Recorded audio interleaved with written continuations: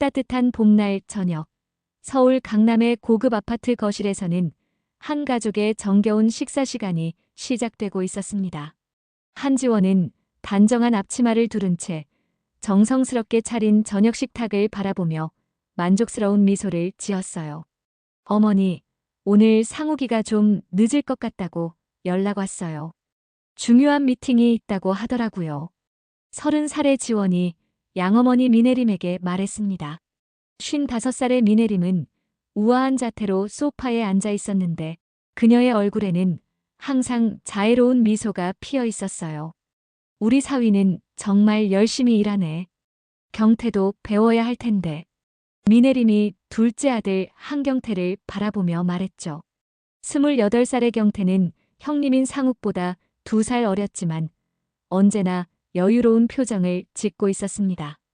이 가족의 시작은 지원이 어린 시절로 거슬러 올라갑니다. 미네림과 남편은 결혼 후 오랫동안 아이가 생기지 않아 고민하다가 지원을 입양하기로 결정했어요. 생후 10개월의 지원은 미네림에게 천사 같은 존재였습니다. 그런데 지원을 입양한 지 3년 후 기적처럼 미네림에게 친아들 경태가 태어났어요. 많은 사람들이 친아들이 생기면 입양아를 소홀히 할 거라고 걱정했지만 미네림은 그렇지 않았습니다.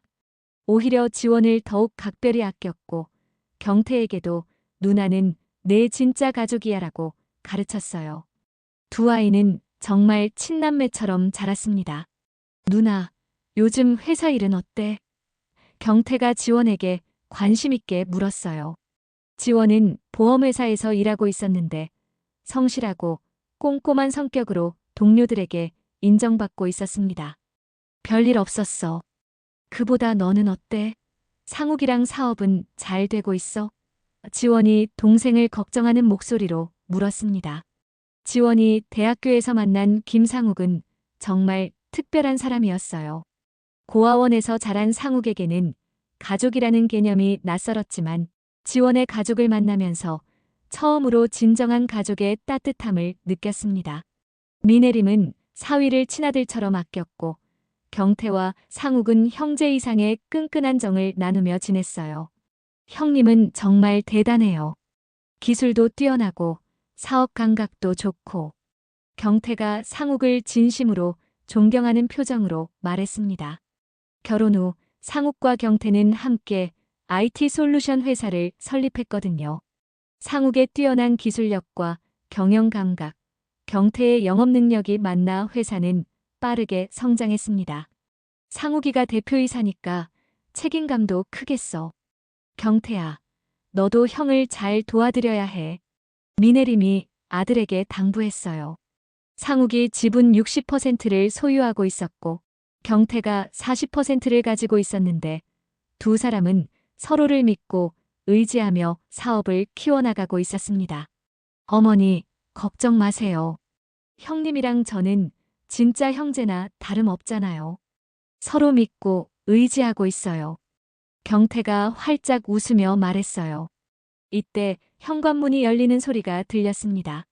다녀왔습니다. 상욱의 밝은 목소리가 집안에 울려 퍼졌어요.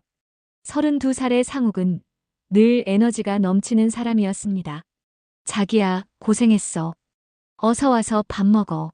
지원이 반갑게 맞아주었습니다. 상욱은 미네림에게 인사를 드리고 경태와 반갑게 포옹했어요. 어머니, 안녕하세요. 경태야, 오늘 하루 어땠어? 상욱이 자연스럽게 가족들과 인사를 나누었습니다. 정말 화목한 가족의 모습이었어요. 형님, 내일 부산 출장 같이 가시죠. 대형 고객사와 계약 체결하는 중요한 미팅이거든요. 경태가 상욱에게 제안했습니다. 상욱은 흔쾌히 동의했어요. 좋지. 우리 회사의 중요한 계약이니까 함께 가자. 상욱이 경태의 어깨를 두드리며 말했습니다. 식사 시간 내내 가족들은 즐거운 대화를 나누었습니다. 회사 이야기, 일상 이야기, 미래 계획까지 서로를 아끼고 배려하는 마음이 대화 곳곳에 묻어났어요. 지원아, 내게 이런 따뜻한 가족을 선물해줘서 정말 고마워. 상욱이 아내의 손을 잡으며 말했습니다. 고아원에서 자랄 때는 이런 날이 올 거라고 상상도 못했어. 무슨 소리예요? 이제 우리가 진짜 가족이잖아요. 지원이 행복한 미소를 지으며 답했어요. 미네림도 흐뭇하게 바라보며 말했습니다. 우리 모두 서로 사랑하고 아끼니까 이렇게 행복한 거야. 가족이 함께 있으면 무엇이든 이겨낼 수 있어. 정말 완벽해 보이는 가족이었습니다. 서로를 진심으로 사랑하고 무엇보다 함께 있다는 것만으로도 행복해하는 사람들이었어요. 입양으로 시작된 인연이었지만 이제는 혈연보다도 더 끈끈한 정으로 맺어진 진정한 가족이 되어 있었습니다. 그날 밤 지원은 상욱과 함께 침실에서 내일 출장에 대해 이야기했어요. 조심히 다녀와. 중요한 계약이니까 너무 무리하지 말고. 걱정하지 마. 경태랑 함께 가니까 든든해. 우리 동생이 영업 실력이 좋거든. 상욱이 자신있게 말했습니다. 아무도 이것이 이 행복한 가족의 마지막 평범한 저녁이 될 거라고는 생각하지 못했습니다. 운명이 가족들의 삶을 송두리째 바꿔놓을 그 순간이 다가왔습니다. 다음 날 오후 상욱과 경태는 부산행 기차를 탔어요. 중요한 고객사와의 미팅을 위해서였죠. 지원은 두 사람을 배웅하며 조심히 다녀와. 좋은 결과 있기를 바랄게라고 말했습니다. 부산에서의 미팅은 예상보다 일찍 끝났어요. 상욱과 경태는 당일 저녁 운전해서 서울로 돌아가기로 했습니다. 경태가 운전대를 잡았고 상욱은 조수석에 앉아 계약서를 검토하고 있었죠. 두 사람은 성공적인 계약 체결에 대해 이야기하며 즐거워했습니다. 형님, 이번 계약으로 우리 회사 매출이 2배는 늘어날 것 같아요. 경태가 운전하면서 말했어요. 상욱은 고개를 끄덕이며 답했습니다. 그러게. 직원들 보너스도 두둑하게 줘야겠어. 모두 열심히 일해준 덕분이야. 하지만 운명은 잔혹했습니다. 고속도로를 달리던 중 맞은편에서 중앙선을 침범한 대형 트럭이 그들의 차량을 향해 돌진해 왔어요. 경태는 급히 핸들을 꺾었지만 피할 수 없었습니다. 굉음과 함께 두 차량이 정면으로 충돌했고 상욱이 탄 조수석 쪽이 더 심하게 파손되었어요. 응급실로 이송된 상욱은 의식을 잃은 상태였습니다. 경태는 다행히 가벼운 타박상과 찰과상만 입었죠. 의사는 상욱의 머리 외상이 심각하다고 설명했어요. 뇌출혈과 뇌부종이 있습니다. 응급수술을 해야 하고 의식을 되찾을 수 있을지는 장담할 수 없습니다. 지원은 경태로부터 전화를 받고 부산의 병원으로 달려갔습니다. 미네림도 급히 따라왔어요. 수술실 앞에서 기다리는 시간이 영원처럼 느껴졌습니다. 지원은 남편의 안위만 걱정했지만 주변에서는 이미 다른 이야기들이 나오기 시작했어요. 보험은 들어놨겠지? 미네림이 조심스럽게 물었습니다. 경태가 고개를 끄덕였죠. 형님이 생명보험에 30억, 상해보험에도 가입해놨어요. 그런데 지금 그런 얘기를 하는 게 맞나요? 현실적인 준비는 해야지. 상욱이가 깨어나더라도 회사 일은 당분간 못할 텐데. 미네림의 말에는 어딘지 차분함이 있었어요. 너무 차분해서 오히려 이상할 정도였습니다. 12시간의 대수술 끝에 상욱은 목숨을 건졌지만 의식을 잃은 식물인간 상태가 되었어요. 의사는 당분간 의식 회복을 기대하기 어렵다고 말했습니다. 지원은 남편의 손을 잡고 오열했지만 상욱은 아무런 반응도 보이지 않았어요. 내 아들 같은 사위가 이런 일을 당하다니. 미네림이 눈물을 흘리며 말했습니다. 하지만 그녀의 눈물 뒤에는 뭔가 계산적인 무언가가 스쳐 지나가는 것 같았어요. 경태 역시 자책하는 표정을 지었지만 가끔 보이는 그의 시선에는 예상치 못한 안도감 같은 것이 섞여 있었습니다. 형님, 미안해요. 내가 운전을 했는데. 경태가 죄책감에 사로잡힌 듯 말했어요. 하지만 지원은 이상한 기분을 감출 수 없었습니다. 사고 현장을 설명하는 경태의 말에서 뭔가 어색한 부분들이 있었거든요. 상욱이 서울의 대학병원으로 이송된 후 가족들은 현실적인 문제들을 논의하기 시작했습니다. 회사 운영, 치료비, 보험 처리 등. 지원이 가장 걱정하는 것은 남편의 회복이었지만 다른 가족들은 이미 다른 계산을 하고 있는 것 같았어요. 그날 밤 지원은 남편의 병실에서 밤을 새웠습니다. 상욱의 손을 잡고 꼭 깨어나야 해. 나는 당신 없이 살 수 없어라고 속삭였어요. 하지만 상욱은 여전히 기계의 도움으로만 숨쉬고 있을 뿐이었습니다. 사고 일주일이 흘러가면서 가족들의 태도에서 미묘하지만 확실한 변화가 나타나기 시작했습니다. 지원이 가장 먼저 이상함을 느낀 것은 경태가 추천한 신경외과 의사 때문이었어요. 박진웅이라는 이름의 이 의사는 경태의 대학 동기였는데 다른 의사들과는 전혀 다른 진단을 내렸습니다. 상욱 씨의 상태는 생각보다 심각합니다.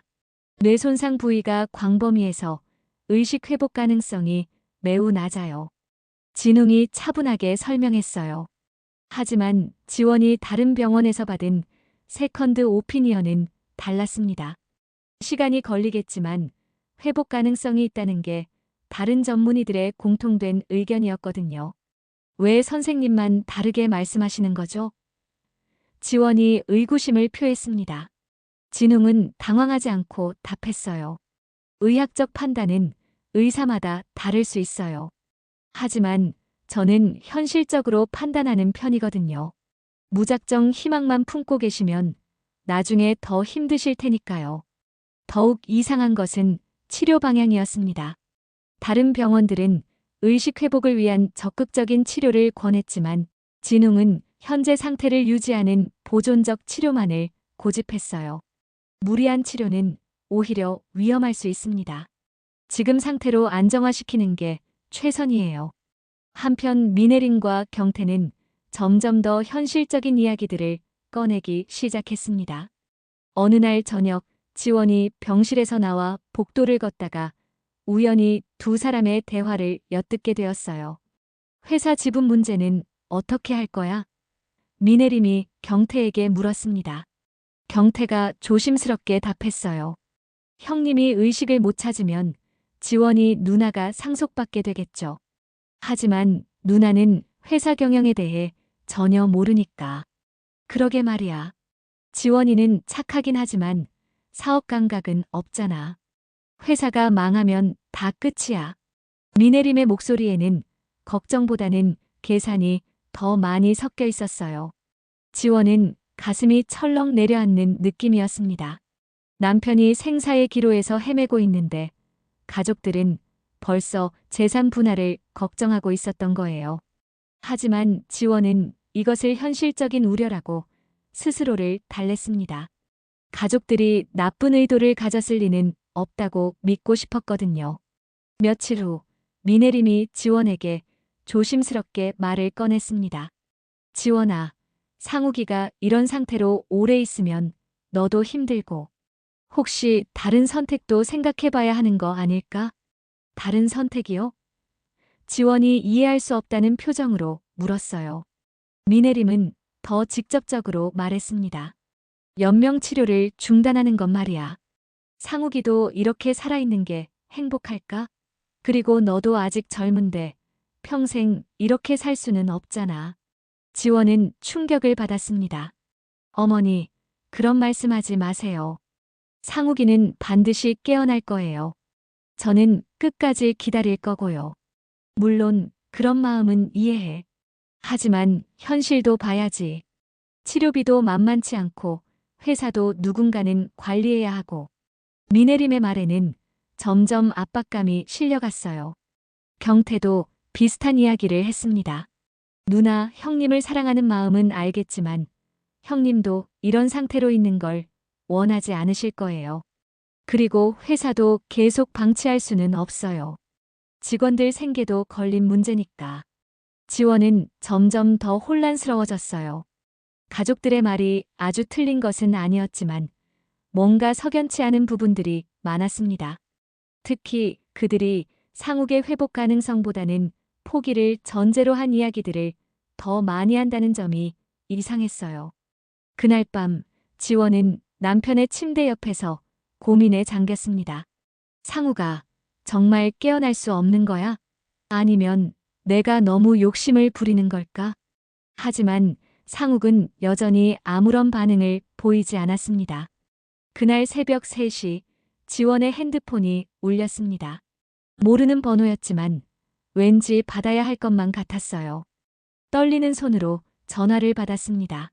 여보세요? 지원의 목소리는 가늘게 떨렸어요. 그런데 전화기에서 상욱의 목소리가 들려왔습니다. 지원아, 나야.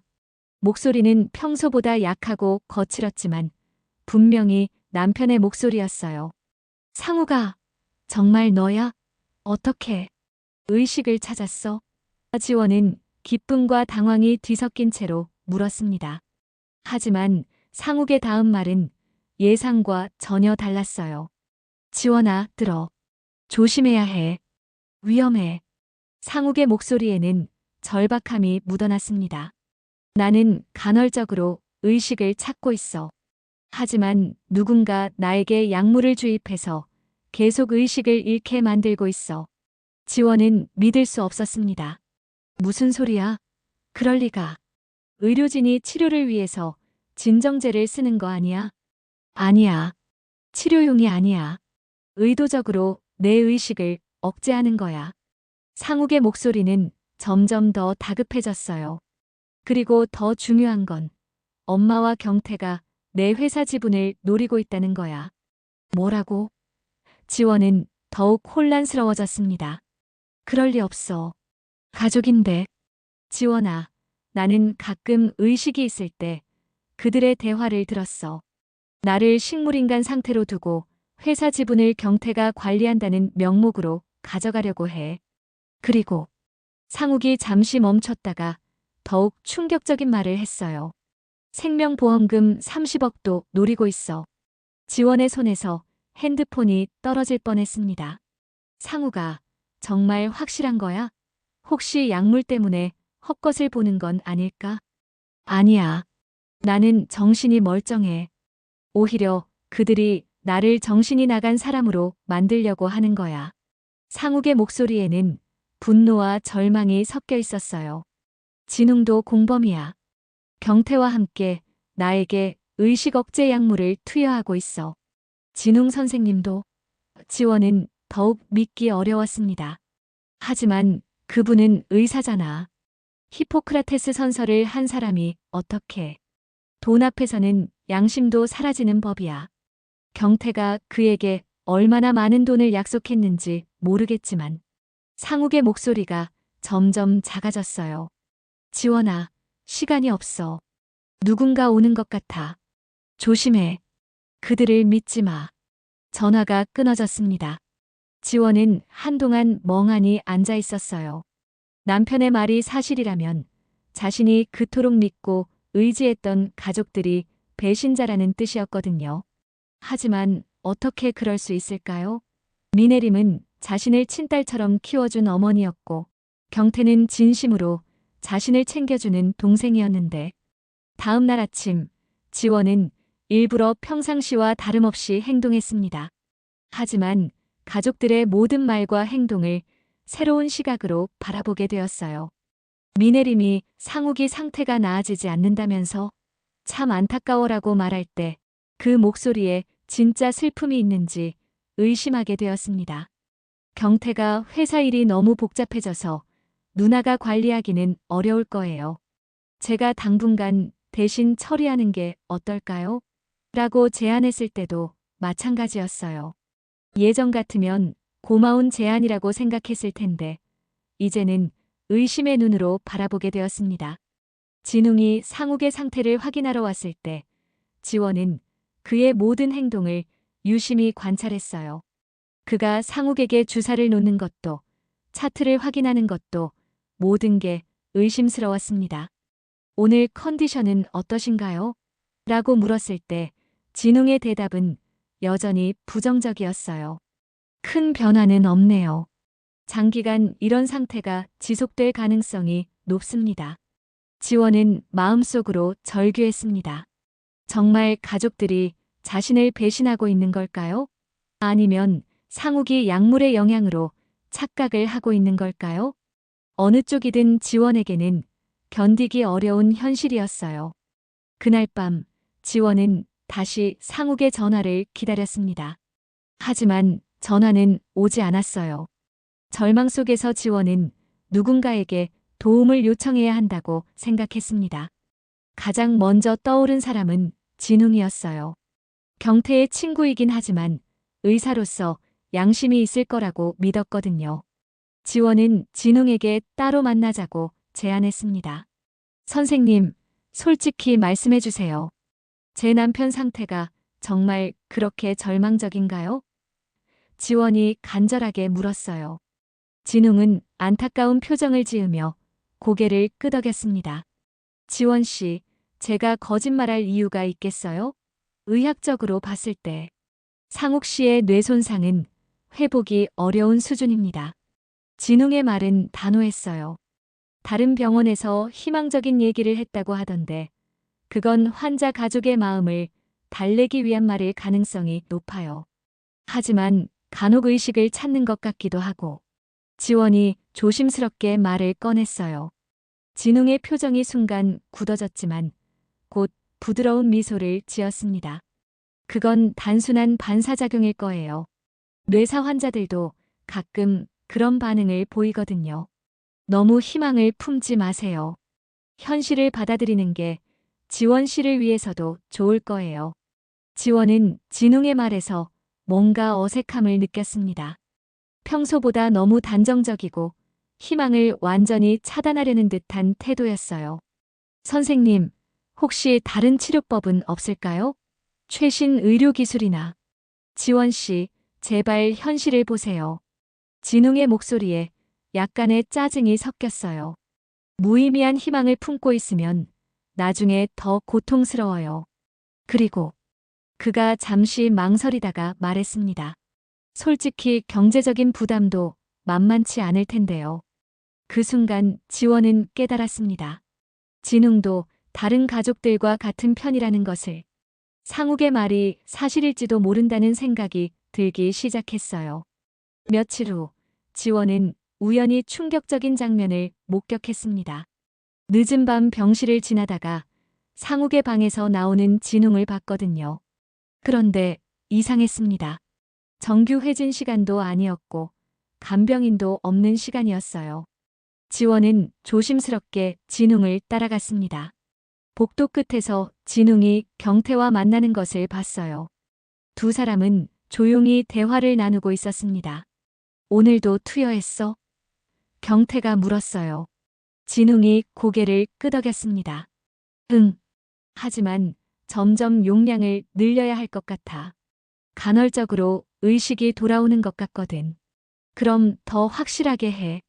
혹시라도 깨어나서 우리 얘기를 들으면 큰일이야. 경태의 말에 지원은 온몸이 얼어붙었어요.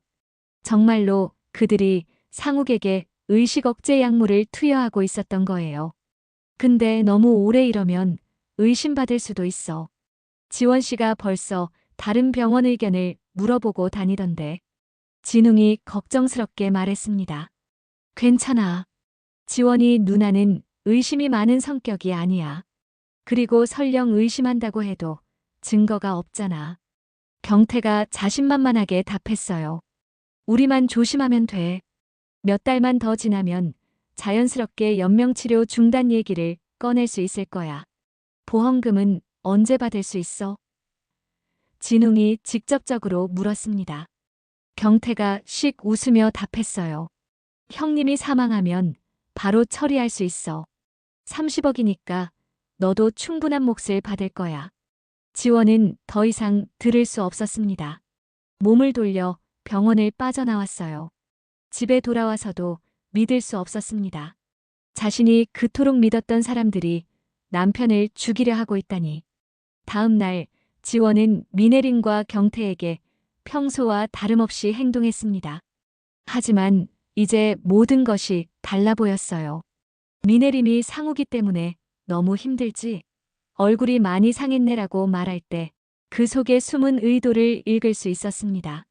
어머니, 전 괜찮아요. 상욱이가 깨어날 때까지 기다릴 거예요. 지원이 단호하게 말했습니다. 미네림의 표정이 순간 굳어졌어요. 지원아, 엄마 말 좀 들어. 이렇게 계속 매달려 있으면 너만 손해야. 상욱이도 이런 상태로 사는 걸 원하지 않을 거야. 미네림의 목소리에는 점점 압박감이 강해졌습니다. 경태도 거들었어요. 누나, 현실적으로 생각해봐요. 형님, 의료비만 한 달에 수백만 원씩 나가고 있어요. 회사도 대표 없이는 정상 운영이 어렵고, 이런 상황이 계속되면 모든 게 무너져요. 지원은 이제 확신했습니다. 이들은 진짜로 자신과 상욱을 이용하려 하고 있었어요. 가족이라는 이름으로 포장된 배신이었습니다. 미네림이 자신을 키워준 것도, 경태가 다정하게 굴었던 것도 모두 이 순간을 위한 포석이었을지도 모른다는 생각이 들었어요.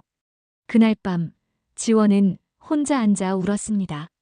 이제 정말로 혼자가 되었다는 현실이 무겁게 다가왔어요. 믿을 수 있는 사람은 의식불명 상태의 남편뿐이었습니다. 어떻게 해야 상욱을 구할 수 있을까? 어떻게 해야 이들의 음모를 막을 수 있을까? 지원은 결심했습니다. 더 이상 당하고만 있을 수는 없다고. 상욱을 구하기 위해서라면 무엇이든 하겠다고 말이에요. 지원은 확실한 증거를 찾기 위해 조심스럽게 움직이기 시작했습니다. 먼저 병원의 간병인들과 친해지려고 노력했어요. 그들을 통해 상욱의 병실에서 일어나는 일들을 파악하려고 했습니다. 간병인 선생님, 제 남편이 가끔 깨어나는 것 같다고 느끼신 적 없으세요? 지원이 조심스럽게 물었어요. 간병인 김순자 씨는 잠시 머뭇거리더니 작은 목소리로 답했습니다. 사실, 가끔 환자분이 눈을 뜨시는 것 같기도 하고 입술을 움직이시는 것 같기도 해요. 하지만 의사 선생님은 그냥 반사작용이라고 하시더라고요. 정말요? 언제 그런 일이 있었죠? 지원의 목소리에 희망이 스며들었어요. 순자 씨가 더 조심스럽게 말했습니다. 주로 새벽 시간이에요. 그런데 이상한 게 박 선생님이 주사를 놓고 나면 완전히 의식을 잃으시거든요.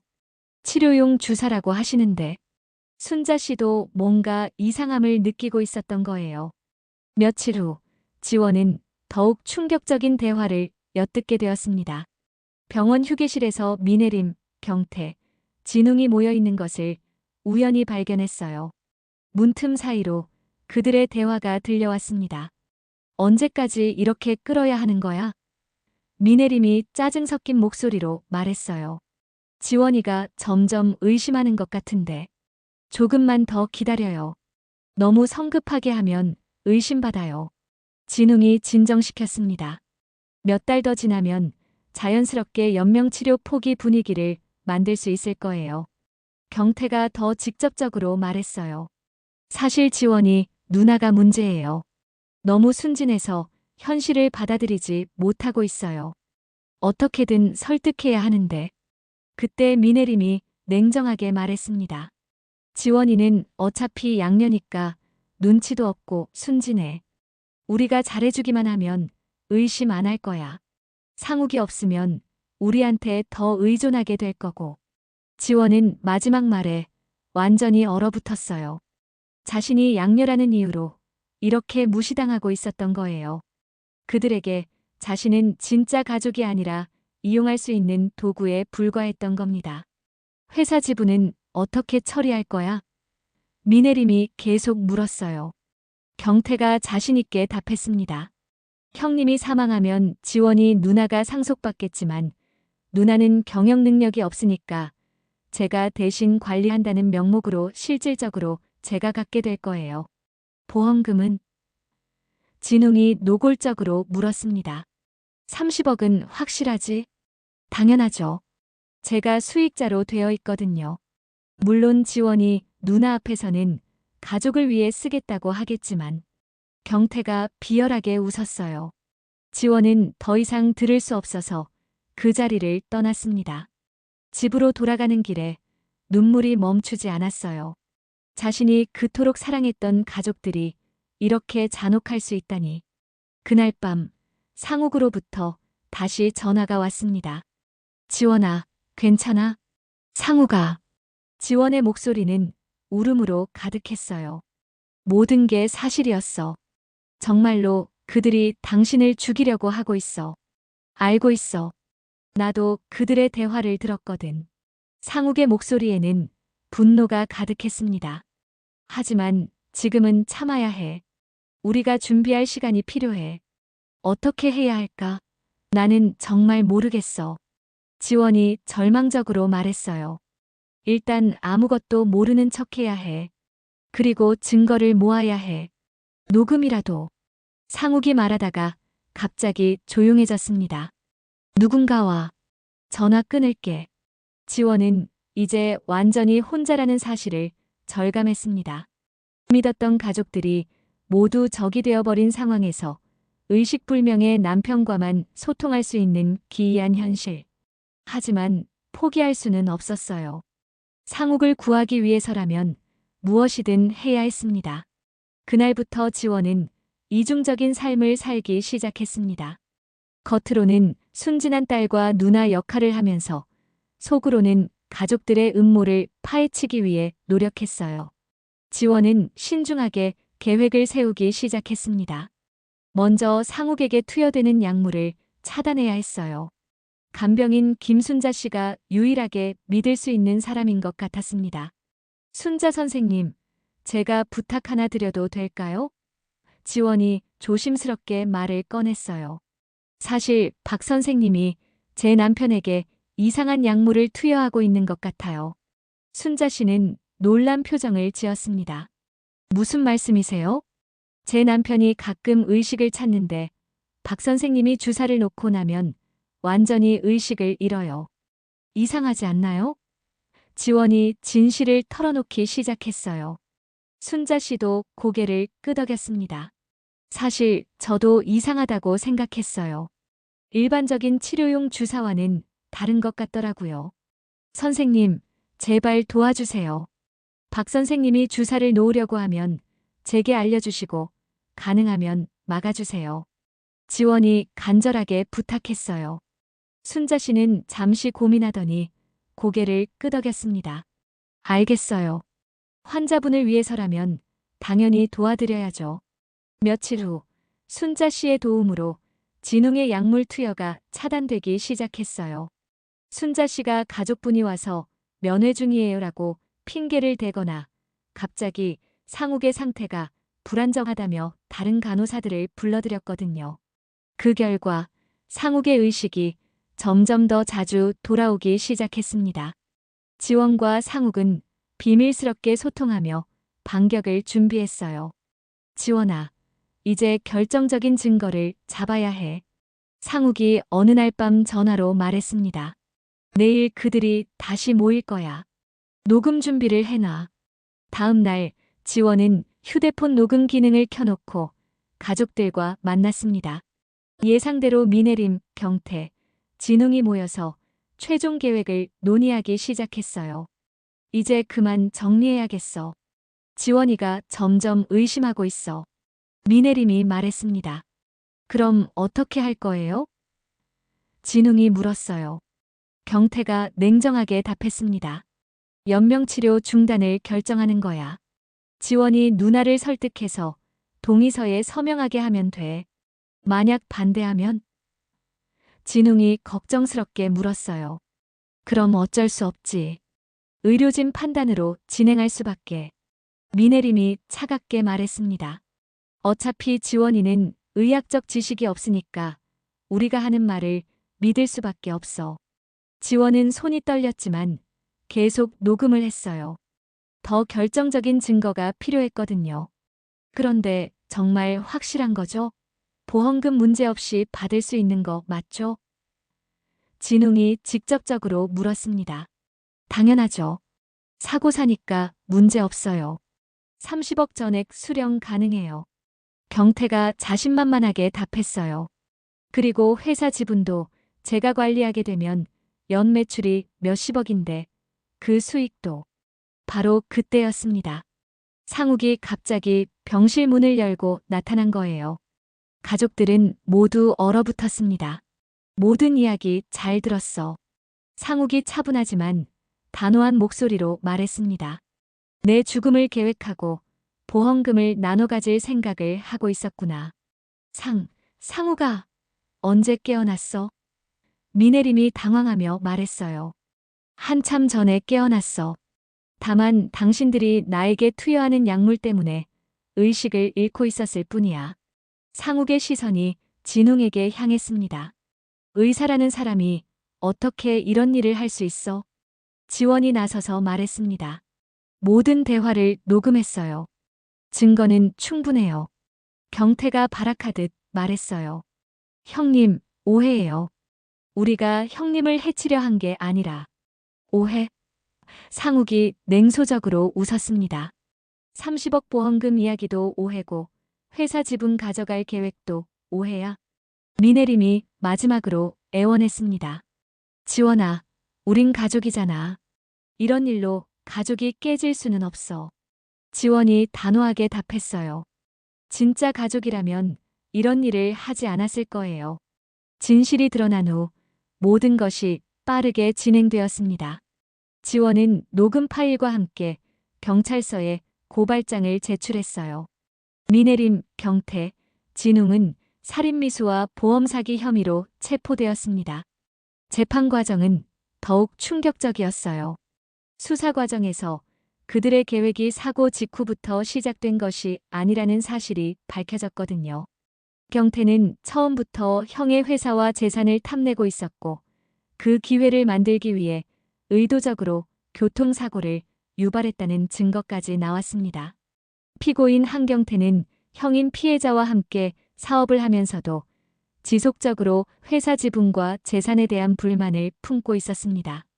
검사가 법정에서 말했어요.